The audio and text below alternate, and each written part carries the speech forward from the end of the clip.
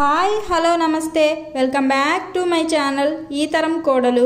ఈ వీడియోలో మనం గంధం ఇంకా పసుపుతో ఫేస్ ప్యాక్ స్వచ్ఛంగా ఎలా తయారు చేసుకోవాలో చూసేద్దాం।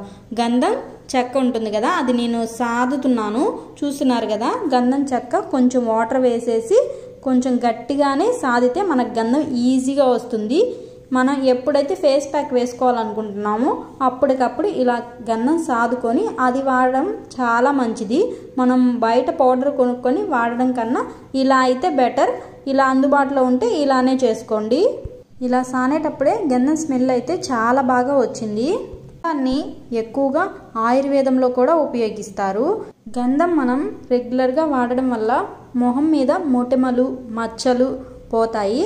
అదే విధంగా స్కిన్ మీద ఏదైతే ట్యాన్ ఉంటుందో అది కూడా నిదానంగా పోతుంది।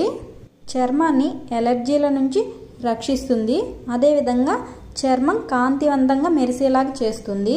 గంధం వల్ల చాలా ఉపయోగాలు ఉన్నాయి, మనం రెగ్యులర్గా కూడా వాడుకోవచ్చు। అదే విధంగా పసుపు కూడా నేను సాదుతున్నాను చూసారా, ఇలా సాది అప్పటికప్పుడు వాడితే మనకి చాలా బాగుంటుంది। పసుపు వల్ల కూడా మన చర్మానికి చాలా ఉపయోగాలు ఉన్నాయి। ముఖ్యంగా చర్మాన్ని కాంతివంతంగా యవ్వనంగా ఉండేటట్లు చేస్తుంది। అదేవిధంగా మనకి ముఖం మీద వచ్చిన మొటిమలు మచ్చలు మొటిమల తాలూకా వాపు ఇలాంటి వాటిని తొందరగా తగ్గిస్తుంది పసుపు।